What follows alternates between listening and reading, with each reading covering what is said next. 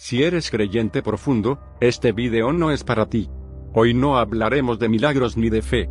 Hoy repasaremos hechos reales que envuelven a una de las instituciones financieras más poderosas y misteriosas del mundo, el Vaticano. Detrás de sus muros dorados y sus iglesias majestuosas, se esconden secretos que pocos conocen, desapariciones inexplicables, documentos prohibidos, escándalos financieros que conectan con la mafia italiana y hasta muertes misteriosas que nunca fueron aclaradas.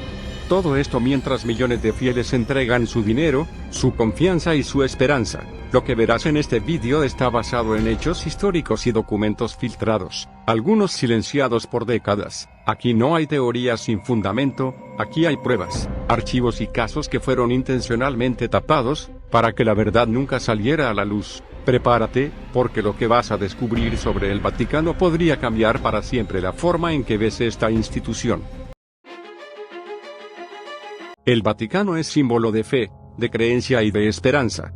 Millones de personas alrededor del mundo confían en él y le entregan su dinero con devoción. Este dinero, gestionado principalmente a través del Instituto para las Obras de Religión, IOR, conocido popularmente como el Banco del Vaticano, debería ser destinado a obras de caridad, a sostener templos y a ayudar a los más necesitados. Pero detrás de esta fachada de santidad, se esconde algo mucho más inquietante, un entramado financiero que, durante décadas, ha estado vinculado con la mafia, con asesinatos sin resolver y con escándalos que sacudieron a la Iglesia desde lo más profundo de sus muros. El IOR fue fundado en 1942 por el Papa Pío X con la intención oficial de gestionar fondos de la Iglesia y proteger los depósitos de los fieles. Sin embargo, con el tiempo, se convirtió en un paraíso financiero secreto, un lugar donde el dinero podía moverse sin control, y donde la línea entre la fe y la corrupción se volvió cada vez más difusa. Durante los años 70 y 80,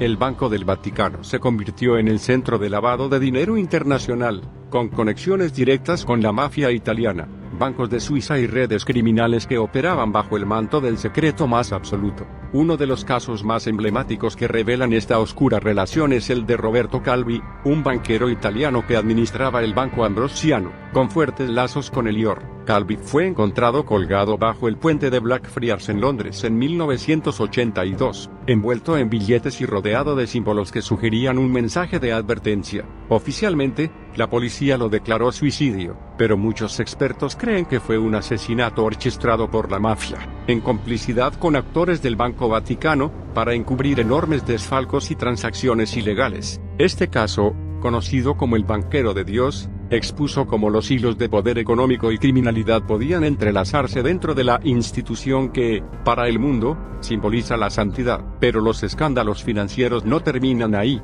Durante el papado de Juan Pablo I, conocido como el Papa de los 33 días por su breve pontificado, surgieron evidencias de que había descubierto irregularidades graves en las finanzas del Vaticano, incluyendo transferencias opacas y vínculos con organizaciones criminales. Su muerte repentina en 1978, oficialmente atribuida a un infarto, alimentó decenas de teorías que apuntaban a un posible asesinato encubierto para evitar que estas verdades salieran a la luz. Testimonios de personas cercanas al Vaticano sugieren que Juan Pablo I estaba decidido a limpiar el Banco del Vaticano y a cortar las conexiones con la mafia, lo que podría haberle costado la vida. Durante los años siguientes, los escándalos financieros continuaron saliendo a la luz gracias a investigaciones periodísticas y filtraciones internas. El Banco Ambrosiano, controlado parcialmente por el IOR, colapsó dejando un agujero de más de $1.000 millones, afectando a cientos de inversores y revelando que el dinero del Vaticano había sido utilizado para financiar operaciones de lavado de dinero, compras de bienes raíces, y transferencias hacia organizaciones criminales en varios países. Incluso se documentó que fondos destinados a caridad y obras religiosas habían desaparecido misteriosamente, reforzando la idea de que el Vaticano no era solo un centro espiritual, sino también un imperio económico con conexiones peligrosas. La relación con la mafia no se limitaba a dinero. Durante años, se documentaron vínculos con Cosa Nostra, la poderosa organización criminal siciliana. Testimonios y documentos judiciales demuestran que la mafia italiana utilizaba cuentas del Banco del Vaticano para mover dinero internacionalmente sin levantar sospechas. A cambio, el Vaticano obtenía protección, influencia política y discreción total sobre sus operaciones financieras. Este pacto silencioso transformó a Lior en un mecanismo de poder que iba más allá de la fe, era un instrumento de control y manipulación global. El impacto de estos secretos financieros fue devastador. Mientras los fieles entregaban su dinero con devoción, enormes sumas desaparecían en transacciones opacas, enriqueciendo a pocos y dejando al margen la labor social que se suponía debía realizar la Iglesia. La transparencia brillaba por su ausencia, y cada intento de investigación interna encontraba barreras invisibles, muros de silencio y documentos desaparecidos. Incluso hoy, décadas después, muchos de los registros originales permanecen ocultos en los archivos secretos del Vaticano, inaccesibles para el público y resguardados bajo llaves y permisos exclusivos. Este entramado financiero del Vaticano no es solo historia antigua. Hasta la actualidad, el Lior sigue siendo objeto de investigación por autoridades italianas y europeas por posibles irregularidades. Aunque ha habido reformas y supervisión más estricta, la sombra de los vínculos históricos con la mafia y los casos sin resolver sigue presente. Es un recordatorio de que, detrás del símbolo de fe más grande del mundo, existe un lado oscuro de poder, dinero y secretos que pocos conocen y menos aún se atreven a cuestionar. Y así, mientras millones de fieles continúan donando con esperanza y devoción, el misterio persiste. ¿Cuánto dinero del Vaticano ha servido realmente para el bien? ¿Y cuánto ha sido parte de un sistema secreto donde el poder y la criminalidad se entrelazan? La verdad, como muchas veces sucede, permanece enterrada detrás de los muros dorados, en papeles que jamás saldrán a la luz y en historias que fueron silenciadas.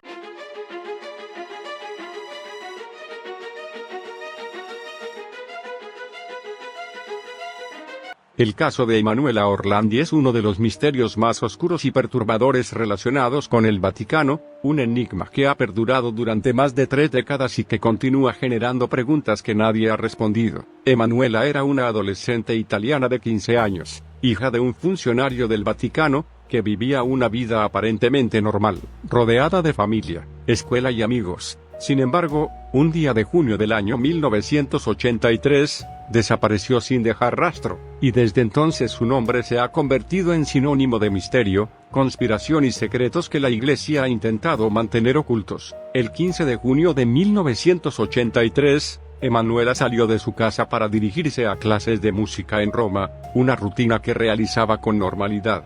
Nunca llegó a su destino. Su desaparición inicialmente fue tratada como un caso más de joven perdida, pero la complejidad de los hechos y las conexiones que surgieron rápidamente hicieron evidente que había mucho más detrás de este caso. Los medios de comunicación comenzaron a investigar, y fue entonces cuando surgieron las primeras insinuaciones sobre la implicación de figuras poderosas y la posible relación con el Vaticano y la mafia romana. Lo que hace este caso tan inquietante es la cantidad de pistas que aparecieron, cada una más desconcertante que la anterior, y la manera en que las investigaciones fueron obstaculizadas, silenciadas o simplemente ignoradas. Por ejemplo, se sabe que Emanuela fue vista por última vez cerca de la iglesia de Santa Pollinare, un lugar que, por coincidencia o no, estaba directamente relacionado con algunas actividades internas del Vaticano. Desde ese momento, comenzaron a circular rumores sobre secuestros con fines de chantaje político, implicando desde mafiosos italianos hasta miembros de los servicios secretos. Un elemento que aumentó el misterio fue la aparición de cartas y mensajes enigmáticos enviadas a la familia de Emanuela y a la prensa,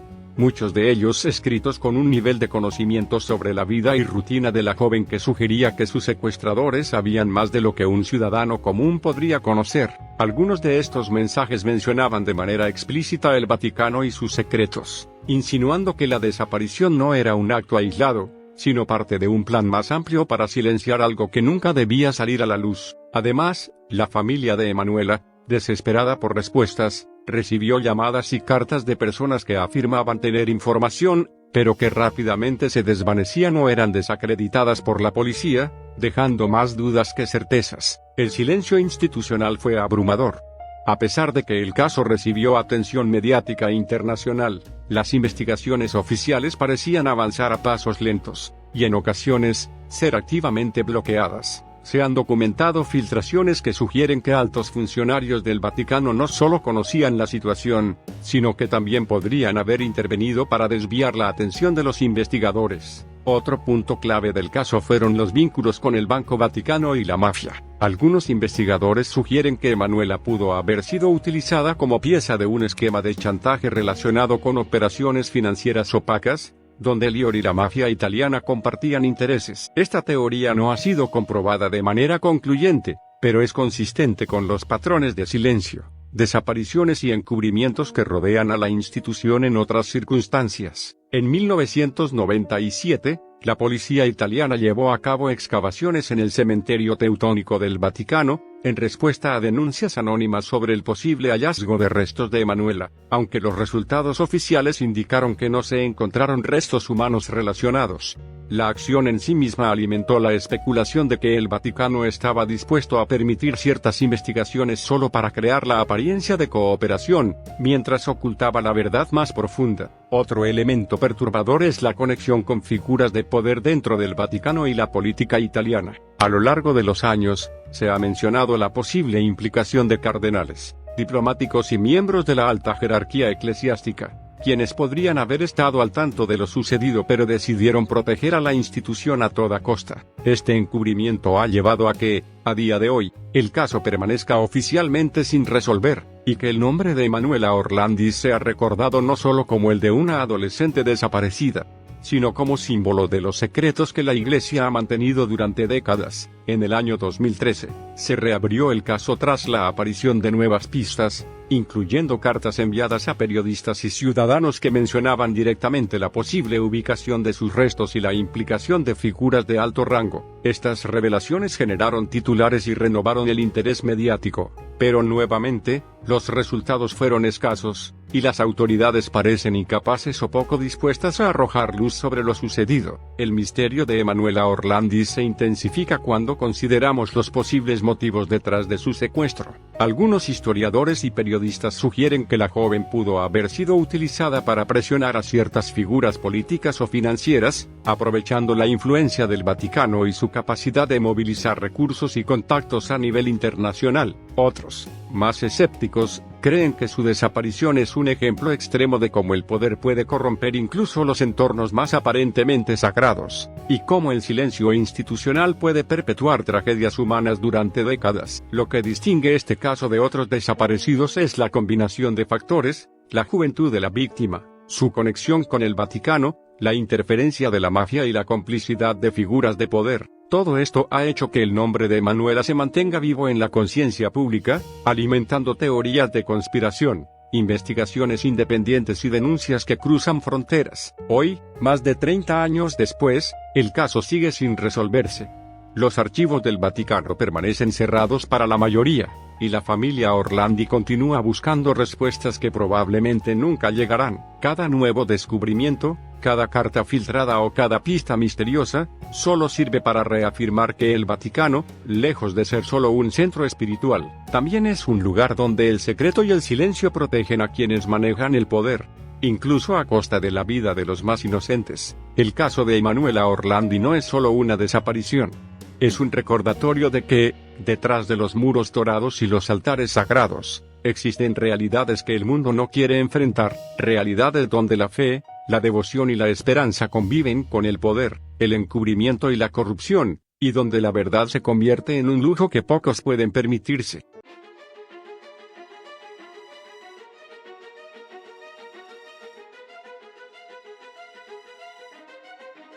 Los archivos secretos del Vaticano han sido durante siglos uno de los misterios más intrigantes del mundo. Para muchos, son un símbolo del poder absoluto de la Iglesia, un lugar donde se guarda conocimiento que ningún mortal debería conocer. Sin embargo, para aquellos que estudian historia, política y religión, representan algo mucho más inquietante: un archivo de secretos, de hechos que la humanidad no debería saber, y que, hasta hoy, han sido protegidos con celo extremo. La idea de mantener documentos ocultos en la Santa Sede no es nueva. Desde los primeros siglos del cristianismo, el Vaticano acumuló correspondencia, decretos papales, cartas diplomáticas y registros de todo tipo. Con el paso del tiempo, Lo que comenzó como una simple custodia de documentos eclesiásticos se convirtió en un depósito de poder, donde cada carta, cada registro, podía cambiar la historia o desatar escándalos de magnitudes inimaginables. Hoy en día, estos archivos contienen más de 85 kilómetros de estanterías llenas de documentos, escritos que abarcan siglos enteros de historia, desde correspondencia entre papas y reyes, hasta cartas que detallan decisiones políticas, guerras, conspiraciones y acuerdos secretos. Pero lo más perturbador no es la cantidad, sino el contenido que permanece inaccesible para la mayoría. Solo un puñado de académicos y personal autorizado pueden revisar una pequeña parte, siempre bajo supervisión estricta y con permisos que son extremadamente difíciles de conseguir. Entre los documentos más intrigantes se encuentran cartas que revelan pactos políticos con dictadores y monarcas. Por ejemplo, se sabe que durante la Segunda Guerra Mundial hubo correspondencia directa entre papas y líderes como Hitler y Mussolini, donde se discutían estrategias políticas y acuerdos que involucraban territorios, influencias y protección de intereses religiosos y financieros. Muchos de estos documentos fueron ocultados o manipulados para proteger la imagen de la Iglesia frente al mundo. Los archivos también contienen registros de inquisiciones, herejías y censuras que se remontan a siglos atrás.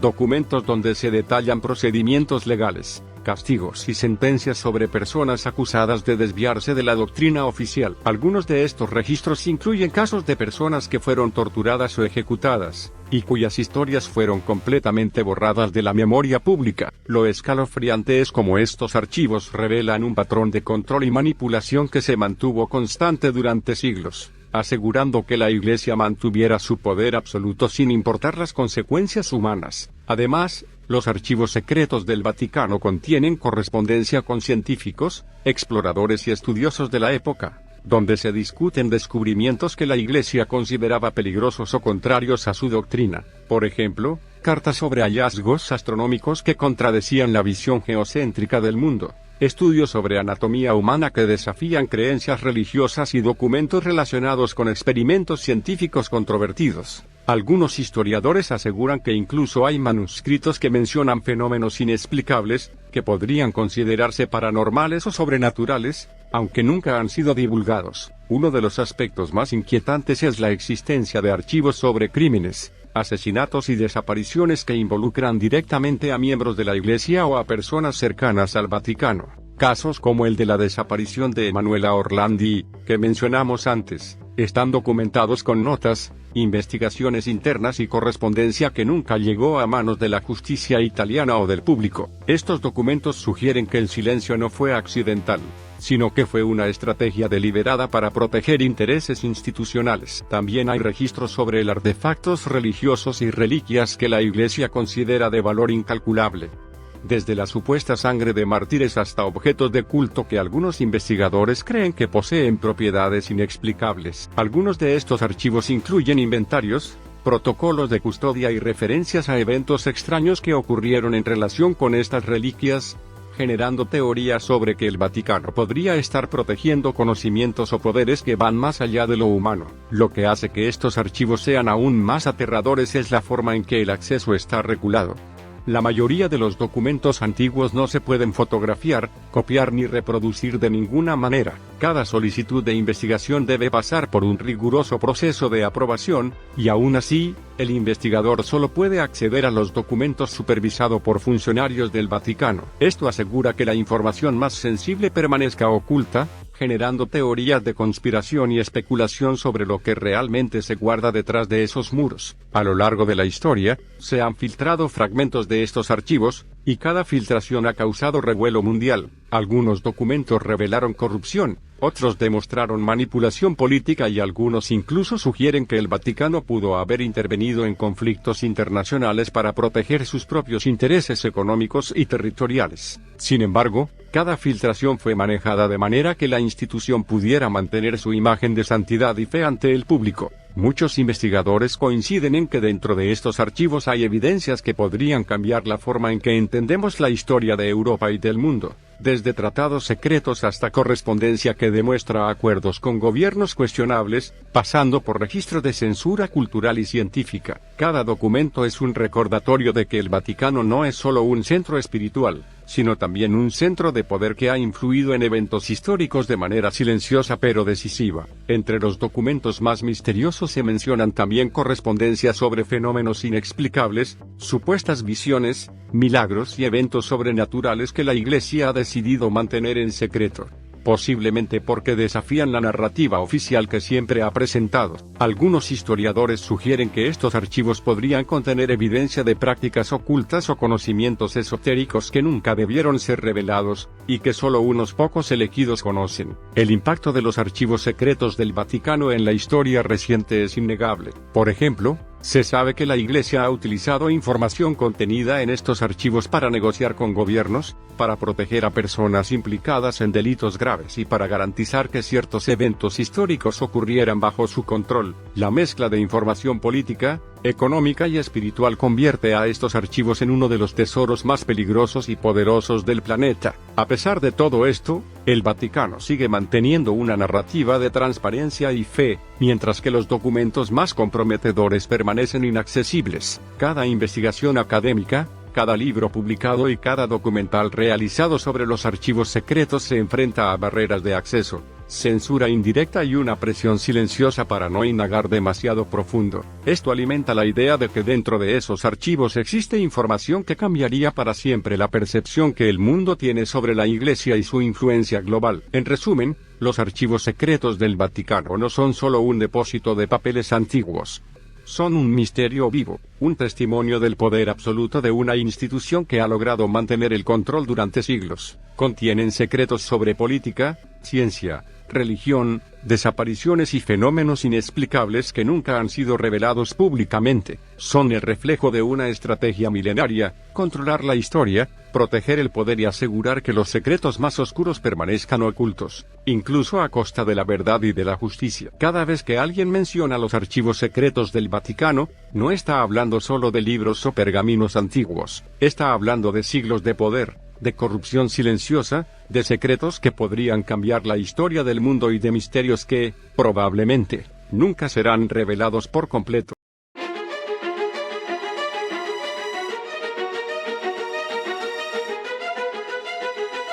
El encubrimiento de crímenes físicos dentro de la Iglesia Católica es uno de los capítulos más oscuros de su historia moderna, y el papel del Vaticano en estos casos ha generado un escándalo mundial que aún hoy continúa reverberando. Durante décadas, numerosos informes, investigaciones periodísticas y procesos judiciales han documentado no solo los crímenes cometidos por sacerdotes, sino también la manera en que altos funcionarios de la Iglesia, incluidos obispos y cardenales, protegieron a los responsables y mantuvieron en silencio a las víctimas. Los casos más conocidos comenzaron a salir a la luz en la década de 1990, cuando medios de comunicación en Estados Unidos y Europa comenzaron a investigar patrones sistemáticos de abuso en parroquias y escuelas administradas por la Iglesia. Uno de los primeros y más impactantes informes fue el publicado en el año 2005 en Boston, conocido como el Informe del Gran Jurado, que documentó cómo al menos 179 personas de menor edad fueron mal manipulados por 86 sacerdotes en la arquidiócesis de Boston durante varias décadas. Lo que causó aún más indignación fue descubrir que los obispos conocían los crímenes,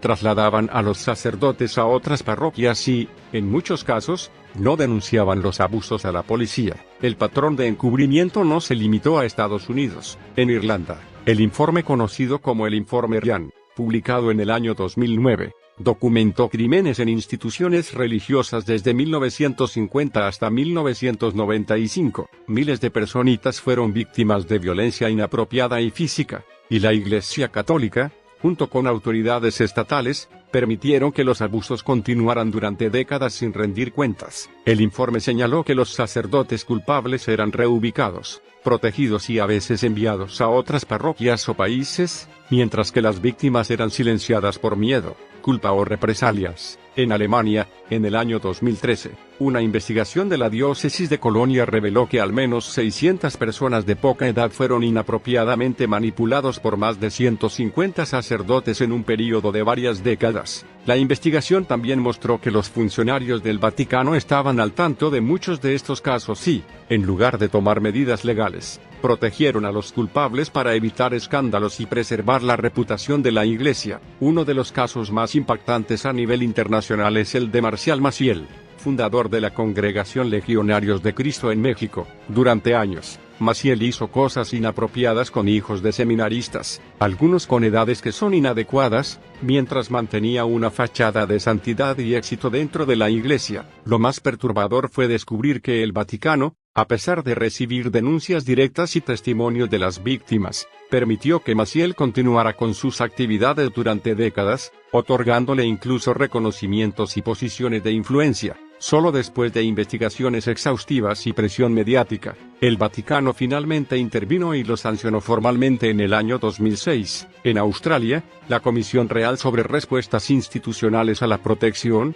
que inició sus investigaciones en el año 2010, documentó más de 4.000 testimonios de víctimas, revelando un patrón sistemático de crímenes y encubrimiento que involucraba no solo a sacerdotes, sino a la jerarquía de la Iglesia. La comisión concluyó que el Vaticano y los funcionarios de la Iglesia sabían de los crímenes, pero priorizaron la protección de los sacerdotes y la reputación de la institución sobre la seguridad y bienestar de los afectados. El encubrimiento no solo se limitaba a trasladar a los culpables o minimizar las denuncias.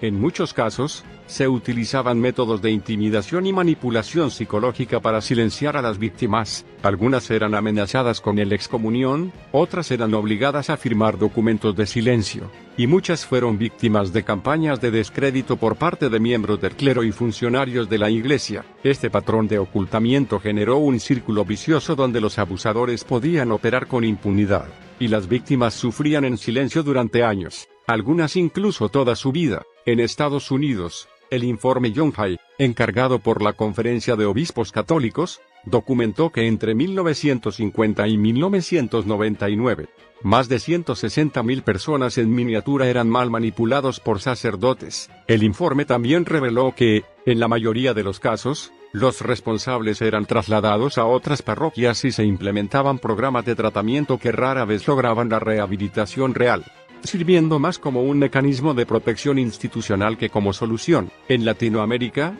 los casos de crimen y encubrimiento también fueron alarmantes. En Argentina, investigaciones periodísticas documentaron que durante los años 70 y 80, varios sacerdotes eran animales en parroquias y escuelas religiosas, mientras que los obispos locales protegían a los culpables y minimizaban los testimonios de las víctimas. La situación se repitió en otros países como Chile y México, donde los patrones de traslado, silencio y protección institucional eran comunes, reflejando un sistema global de encubrimiento que alcanzaba directamente al Vaticano. Los documentos filtrados a lo largo de los años muestran que los funcionarios del Vaticano estaban al tanto de la magnitud del problema, pero en lugar de actuar para detenerlo, emitían instrucciones para mantener todo en secreto. En 1993, un memorando interno enviado desde la Secretaría de Estado del Vaticano a varias diócesis indicaba claramente que los casos de crimen debían ser tratados de manera confidencial, que no se debía involucrar a las autoridades civiles, y que se debía proteger a los sacerdotes involucrados.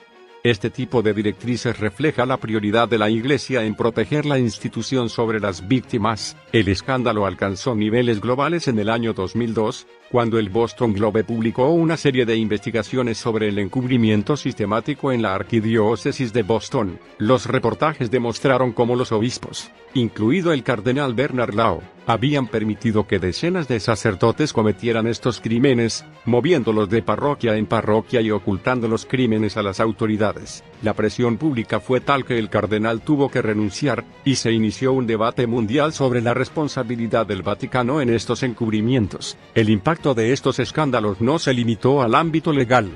La Iglesia perdió credibilidad, millones de fieles se alejaron de las parroquias, y el daño psicológico a las víctimas fue incalculable. Historias así de desgarradoras y encubrimiento sistemático emergieron en casi todos los continentes, incluyendo Europa, América, Oceanía y África. En cada caso, el patrón era similar: crimen, silencio, protección del culpable y manipulación de la información para mantener la imagen de santidad y autoridad de la Iglesia. Además, se documentaron casos donde las víctimas eran obligadas a guardar secretos bajo amenazas espirituales o psicológicas. Algunas eran amenazadas con la condenación eterna, mientras que otras eran persuadidas de que sus denuncias dañarían a la Iglesia y a la comunidad. Esto generaba un ambiente de miedo, vergüenza y silencio, que permitía a los obispos continuar sus crímenes sin repercusiones durante años o incluso décadas. En Irlanda, el caso de la abadía de Tuam y otros orfanatos administrados por la Iglesia reveló crímenes impronunciables y negligencia sistemática hacia los seres pequeños. Eran maltratados, golpeados,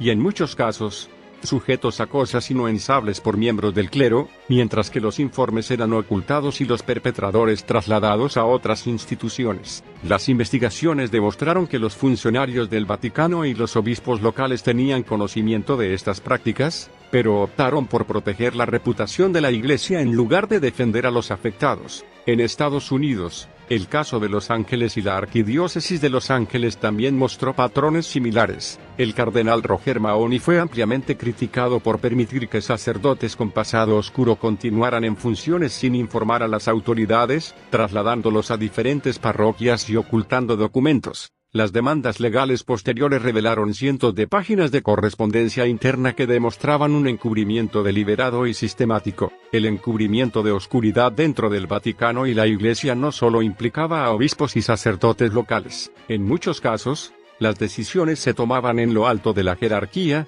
incluyendo la Secretaría de Estado del Vaticano, el Tribunal de la Rota Romana y otros funcionarios de la Santa Sede. Documentos internos, filtraciones y testimonios indican que existía un sistema estructurado para proteger a los culpables y minimizar el daño a la institución, en lugar de atender a las víctimas y garantizar justicia. A lo largo de los años, la presión internacional y mediática ha obligado al Vaticano a reconocer algunos de estos crímenes y a implementar reformas limitadas. Sin embargo, muchos expertos consideran que estas medidas son insuficientes, ya que los mecanismos de encubrimiento histórico no han sido completamente desmantelados, y la estructura jerárquica sigue dificultando la transparencia y la rendición de cuentas. En países como Australia, Irlanda, Estados Unidos, Alemania, Chile, Argentina y México, las investigaciones han demostrado que miles de personas fueron víctimas de estas prácticas por parte de sacerdotes y miembros de la Iglesia, y que los patrones de encubrimiento eran consistentes: traslado de culpables, ocultamiento de evidencia,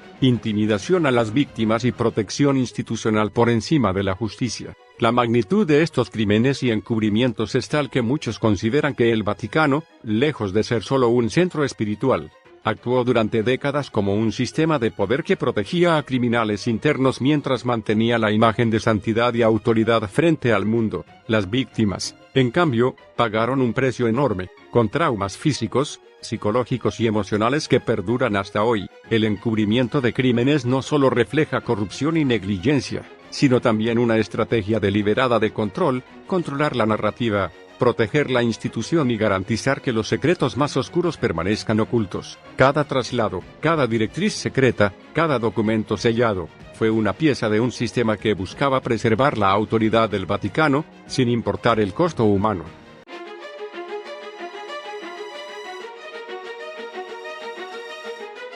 El poder político del Vaticano es uno de los aspectos más complejos y menos comprendidos de esta institución. Para muchos, la Iglesia Católica es simplemente un centro de fe y espiritualidad, un lugar donde los fieles buscan guía moral y consuelo religioso. Sin embargo, detrás de las catedrales, los palacios papales y los altares dorados, existe un entramado de influencia política que ha moldeado la historia mundial durante siglos. Este poder no se ejerce de manera visible ni directa, sino a través de diplomacia, alianzas estratégicas, manejo de información y control sobre recursos financieros que le permiten intervenir en asuntos internacionales sin levantar sospechas. Desde el nacimiento del Vaticano como Estado independiente en 1870, con la firma de los Pactos de Letrán, el Papa adquirió no solo soberanía sobre un territorio reducido en Roma, sino también reconocimiento internacional como un actor político legítimo.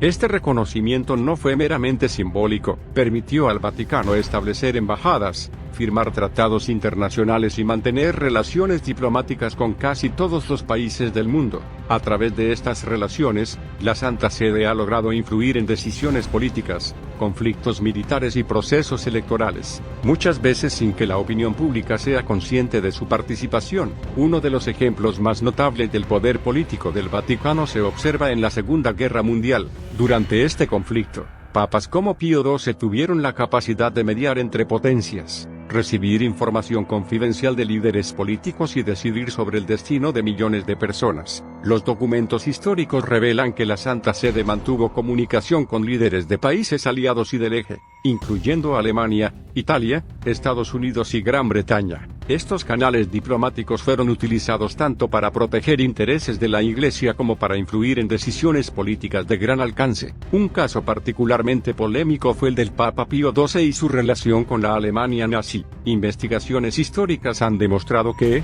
aunque el Papa estaba al tanto de la persecución de judíos y otros grupos por parte del régimen nazi, sus decisiones estuvieron guiadas por un cálculo político complejo: proteger a la Iglesia y mantener su influencia internacional. Algunos historiadores sostienen que el Vaticano pudo haber tenido información más detallada sobre el Holocausto de lo que se reconoció públicamente, pero decidió actuar de manera limitada para no comprometer su posición diplomática. El poder político del Vaticano no se limita a conflictos militares. A lo largo del siglo XX, la Iglesia intervino en numerosos procesos electorales y movimientos políticos. Por ejemplo, en Italia, durante el período posterior a la Segunda Guerra Mundial, el Vaticano ejerció una influencia significativa en la política interna del país, apoyando a partidos que garantizaban la defensa de los intereses eclesiásticos y oponiéndose a movimientos políticos considerados antirreligiosos o contrarios a la doctrina católica. Esta influencia se extendió a través de la educación, los medios de comunicación y la movilización de la feligresía, asegurando que las decisiones políticas se alinearan con los objetivos de la Santa Sede. En América Latina, el Vaticano también jugó un papel crucial durante el siglo XX. En países como Chile, Argentina y México, la Iglesia utilizó su poder político para proteger a aliados, influir en elecciones y, en algunos casos, apoyar regímenes autoritarios que garantizaban la continuidad de sus intereses. Documentos desclasificados muestran que la Santa Sede mantuvo comunicación constante con líderes militares y políticos, ofreciendo orientación, mediación y respaldo moral a aquellos que consideraba estratégicamente importantes. Durante la Guerra Fría, el Vaticano demostró su capacidad de operar en el ámbito internacional de manera sofisticada. La Iglesia Católica, bajo el liderazgo del Papa Juan Pablo I y posteriormente del Papa Juan Pablo II, se convirtió en un actor clave en la lucha contra el comunismo en Europa del Este. Juan Pablo II, siendo originario de Polonia, utilizó su influencia espiritual y política para apoyar movimientos como el Sindicato Solidaridad, liderado por Lech Walesa. La Santa Sede proporcionó respaldo moral, financiero y diplomático, que contribuyó a debilitar regímenes comunistas y a preparar el terreno para la caída del muro de Berlín. Este ejemplo demuestra cómo el Vaticano combina su autoridad religiosa con estrategias políticas precisas para influir en eventos históricos de gran magnitud. El poder político del Vaticano también se ejerce a través de su red diplomática. La Santa Sede mantiene relaciones con casi todos los países del mundo, incluyendo aquellos donde el catolicismo es minoritario. Sus nuncios apostólicos, equivalentes a embajadores, actúan como intermediarios en negociaciones políticas, conflictos internacionales y disputas territoriales. Estas relaciones permiten a la Iglesia intervenir de manera discreta, ofreciendo mediación, asesoría o incluso presión diplomática, sin recurrir a la fuerza ni al conflicto abierto. Un ejemplo reciente de la influencia política del Vaticano se observa en las negociaciones entre Estados Unidos y Cuba durante los años recientes. La Santa Sede actuó como intermediaria para facilitar el acercamiento diplomático, aprovechando su neutralidad percibida y su autoridad moral. Este tipo de intervenciones muestra que, aunque el Vaticano carece de un ejército o un poder económico comparable al de otros estados, su capacidad de influencia política se basa en la confianza, la diplomacia y la reputación histórica. Otro aspecto del poder político del Vaticano está relacionado con el control sobre la información y la narrativa histórica, a través de sus archivos, publicaciones oficiales y censura de ciertos documentos. La Iglesia puede moldear la percepción pública sobre eventos políticos, sociales y religiosos. Esta capacidad de manejar la información le permite proteger su imagen, influir en la opinión pública y mantener la autoridad moral que es esencial para su poder político. El Vaticano también ha utilizado su influencia en organismos internacionales. Por ejemplo, tiene estatus de observador en las Naciones Unidas, lo que le permite participar en discusiones sobre derechos humanos, conflictos armados y políticas sociales. Aunque no posee voto, su presencia garantiza que la Iglesia tenga acceso directo a la toma de decisiones y pueda ejercer presión moral sobre gobiernos y organizaciones internacionales. A lo largo de la historia, se han documentado numerosos casos en los que el Vaticano intervino para proteger aliados, mediar en conflictos o influir en decisiones estratégicas. En la década de 1980, durante la crisis en América Central, la Santa Sede utilizó su diplomacia para negociar el cese de hostilidades en países como Nicaragua y El Salvador. Aunque estas intervenciones se presentaron como esfuerzos humanitarios, investigaciones posteriores indican que también estaban motivadas por intereses estratégicos y políticos, incluyendo la protección de la Iglesia y sus miembros. El poder político del Vaticano no solo se ejerce en conflictos y diplomacia internacional, también influye en políticas internas de los países a través de la educación, la cultura y los medios de comunicación. Escuelas católicas, universidades y medios vinculados a la Iglesia han sido utilizados históricamente para moldear la opinión pública, promover valores alineados con la doctrina católica y garantizar que decisiones políticas importantes favorezcan a la institución. Durante el pontificado del Papa Juan Pablo II,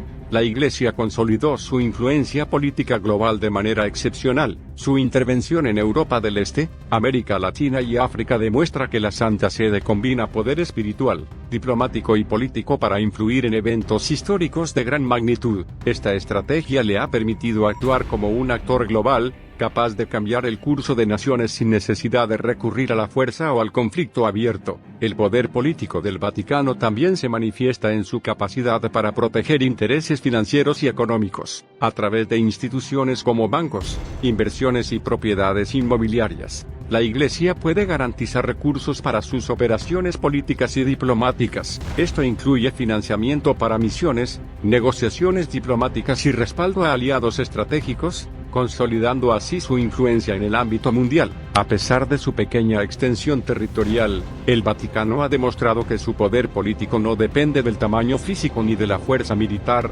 sino de su capacidad de actuar con inteligencia, discreción y estrategia. Su influencia se extiende a través de la historia, la diplomacia, la economía y la moral, creando un sistema de poder único en el mundo moderno. Hoy en día, aunque el contexto global ha cambiado, el Vaticano continúa ejerciendo poder político de manera sofisticada. Sus nuncios apostólicos negocian acuerdos internacionales, la Santa Sede participa en organismos internacionales, y la Iglesia continúa influenciando decisiones políticas en países donde su presencia espiritual es significativa. Este poder se basa en siglos de experiencia, estrategias de diplomacia y un control histórico sobre la información y los recursos. En resumen, el poder político del Vaticano demuestra que la Iglesia Católica no es solo un centro espiritual, es una institución capaz de influir en gobiernos, conflictos y decisiones internacionales a través de la diplomacia, la información y la autoridad moral. Su historia revela un entramado de estrategias cuidadosamente elaboradas, donde la fe, la política y la economía se entrelazan para garantizar que la Santa Sede mantenga su influencia global, muchas veces de manera silenciosa, discreta y efectiva.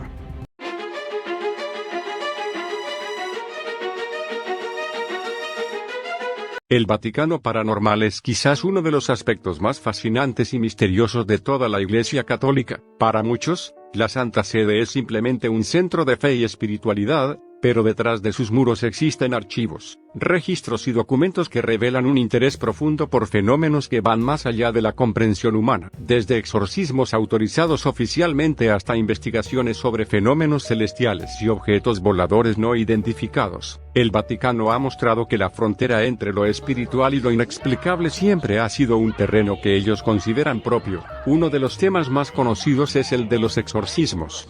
La Iglesia Católica ha registrado y documentado casos desde hace siglos, pero fue durante el siglo XX cuando el interés institucional se intensificó. En 1952, El Vaticano estableció una oficina específica para regular los exorcismos, asegurándose de que solo sacerdotes autorizados y entrenados pudieran realizarlos. Documentos internos, filtrados por periodistas y académicos, revelan que entre 1952 y 1990, miles de personas fueron sometidas a exorcismos bajo supervisión oficial. Algunos de estos casos involucraban fenómenos que los sacerdotes describieron como levitación, voces extrañas, cambios de personalidad extremos y manifestaciones físicas que desafiaban cualquier explicación científica. Un caso particularmente impactante es el de Anneliese Michel, en Alemania durante 1976 a 1978. Aunque no se llevó a cabo directamente bajo el Vaticano, el caso fue estudiado y documentado por expertos enviados por la Iglesia. Anneliese, una joven de 16 años, presentó comportamientos y síntomas que los sacerdotes interpretaron como posesión demoníaca. Los exorcismos duraron semanas y quedaron registrados en documentos oficiales de la diócesis, incluyendo cartas a la Santa Sede donde se pedía autorización y asesoría. Este caso terminó en tragedia, pero marcó un precedente sobre cómo la Iglesia maneja los fenómenos paranormales y la línea entre la fe, la psicología y la enfermedad. En el ámbito de los ovnis, el Vaticano ha mostrado un interés documentado a través de décadas. En el año 2004, Monseñor Corrado Balducci, un teólogo y consultor del Vaticano, declaró públicamente que los extraterrestres podrían existir y que la Iglesia no considera que su existencia contradiga la fe católica. Más allá de las declaraciones públicas, documentos internos filtrados muestran que desde 1970, la Santa Sede ha recopilado informes, fotografías y testimonios sobre avistamientos de objetos voladores no identificados en todo el mundo. Algunos registros incluyen casos investigados en Italia, Francia y América del Sur, donde sacerdotes y científicos contratados por el Vaticano estudiaron luces extrañas, movimientos inexplicables en el cielo y fenómenos que desafiaban la física conocida. Entre los archivos filtrados, uno de los más sorprendentes es el llamado Expediente X Vaticano, un conjunto de informes clasificados que documentan avistamientos de ovnis,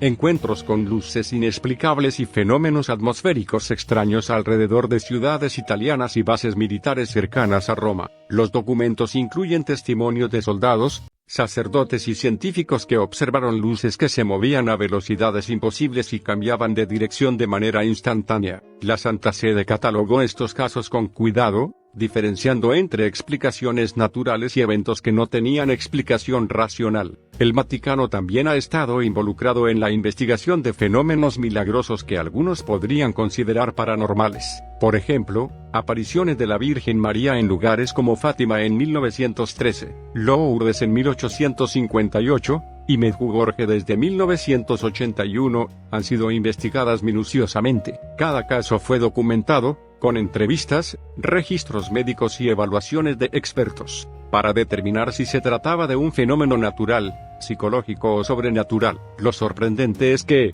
en algunos casos, los registros incluyen eventos que no tienen explicación científica clara, como curaciones instantáneas, manifestaciones de luz inexplicable y fenómenos auditivos que fueron percibidos por múltiples testigos. Otro capítulo impactante del Vaticano paranormal está relacionado con los exorcismos de alto nivel. A lo largo de los últimos 50 años, sacerdotes entrenados específicamente por la Santa Sede han intervenido en casos de presunta posesión demoníaca en todo el mundo. Documentos filtrados revelan que entre 1985 y 2010, más de 1.500 exorcismos fueron registrados oficialmente, muchos de ellos en América Latina, Europa y Asia. Estos registros incluyen nombres completos de los sacerdotes, las víctimas, las diócesis y las evaluaciones médicas realizadas antes y después de cada procedimiento. El nivel de detalle indica que la Iglesia considera estos casos de extrema seriedad, y que el control institucional sobre los exorcismos es riguroso para evitar abusos o errores.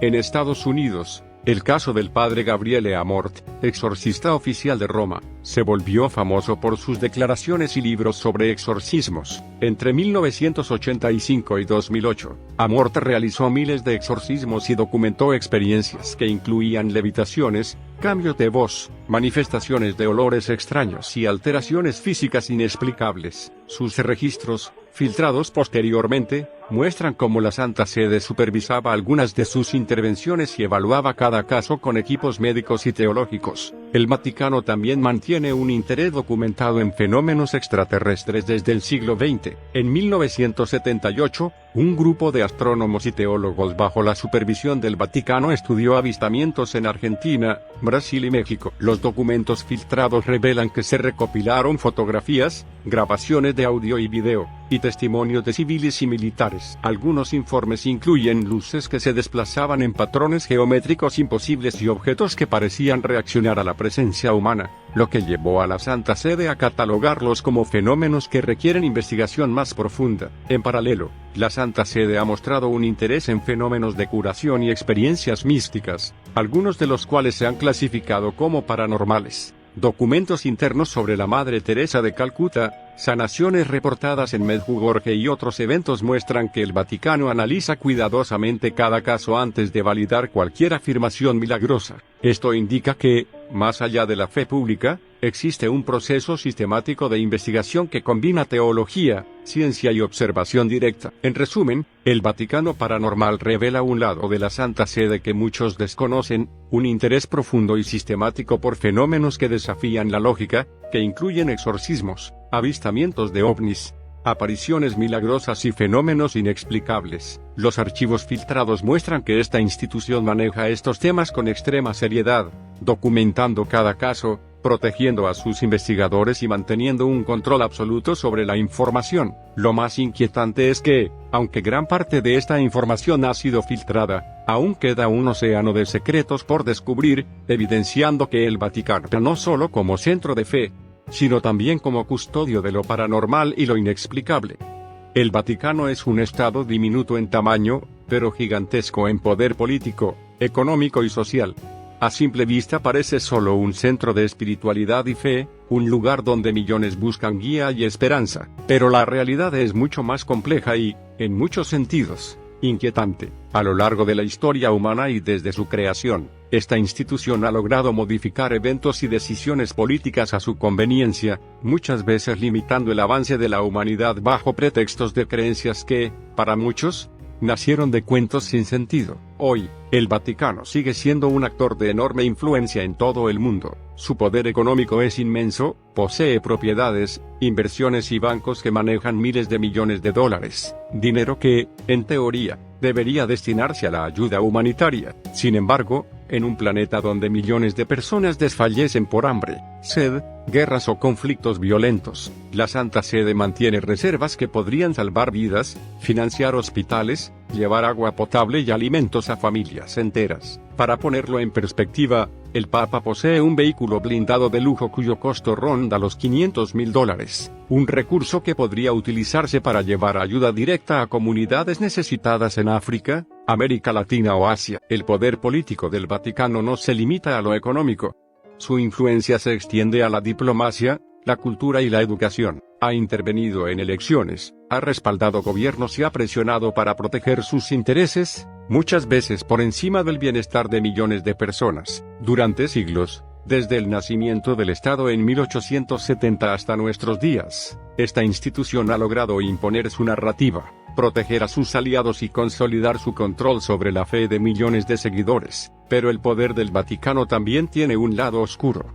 Documentos filtrados y casos históricos revelan que ha encubierto prácticas deplorables de parte de sus líderes. Sacerdotes que deberían guiar y proteger a los fieles han cometido y jóvenes bajo su cuidado, y durante décadas la institución protegió a estos individuos trasladándolos de lugar en lugar, evitando que enfrentaran consecuencias. Estos encubrimientos no solo afectaron a las víctimas, sino que también mostraron que la protección del poder institucional muchas veces pesó más que la justicia y el bienestar de las personas desfavorecidas. Los casos más perturbadores incluyen historias de jóvenes desfavorecidos que confiaron en figuras de autoridad dentro de la Iglesia y que fueron objeto de acciones que deberían haber sido prevenidas por los líderes religiosos. A lo largo de los años, miles de testimonios, cartas internas y documentos filtrados han mostrado cómo la institución actuaba para proteger su reputación, mientras las víctimas sufrían en silencio. Este patrón de encubrimiento demuestra que, detrás de la fe y los rituales,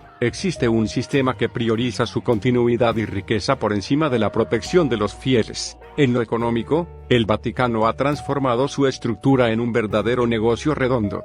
Millones de creyentes alrededor del mundo realizan donativos, ofrendas y contribuciones, creyendo que su dinero se destina a obras de caridad. Sin embargo, gran parte de estos recursos se canalizan hacia inversiones, propiedades de lujo y mantenimiento de una burocracia que protege los intereses internos. Iglesias, palacios y vehículos costosos se mantienen mientras afuera, en muchas partes del mundo, millones de personas desfallecen sin acceso a lo más básico. Incluso la manera en que se comunica con el público revela una estrategia calculada. Se promueve la espiritualidad y la devoción, se celebran milagros y ceremonias fastuosas, mientras se ocultan los aspectos más controvertidos de la institución. Las filtraciones recientes y los archivos históricos han dejado claro que la Santa Sede combina poder económico, político y espiritual para mantenerse como un actor global capaz de influir en gobiernos, conflictos y decisiones culturales. El contraste es estremecedor. Mientras millones desfallecen por carencias esenciales, la Santa Sede mantiene vehículos blindados de cientos de miles de dólares, propiedades lujosas y reservas económicas que podrían cambiar vidas enteras. Mientras los fieles aportan donativos con fe, algunos de los líderes de la Iglesia viven rodeados de privilegios y poder. Este desequilibrio revela que, en muchos casos, la religión se convirtió en un mecanismo para garantizar continuidad económica y control social, más que en un instrumento de ayuda directa a quienes lo necesitan. Para cerrar, es necesario recordar que detrás de la fe, los rituales y la historia glorificada, existe una realidad documentada. La institución que representa el Vaticano ha manipulado acontecimientos históricos, protegido a líderes corruptos, encubierto crímenes de sus miembros y administrado recursos millonarios mientras millones desfallecen. No se trata de atacar la fe de los creyentes, sino de mostrar cómo, en la historia y en la actualidad, el poder concentrado en esta pequeña nación tiene consecuencias enormes sobre el mundo real. Así, al mirar al Vaticano, debemos reconocer que su influencia va mucho más allá de las ceremonias religiosas. Es un Estado con poder político, económico y social, capaz de decidir, proteger y encubrir, mientras millones de personas alrededor del planeta viven en condiciones de extrema necesidad. Esta dualidad, entre la fe que predican y la realidad que ejercen, es la verdad más perturbadora de toda la historia de la Santa Sede. Bien, esto es todo por el video. Suscríbete, deja un like y recuerda, la religión lejos de algo positivo puede ser un fanatismo lleno de historias oscuras,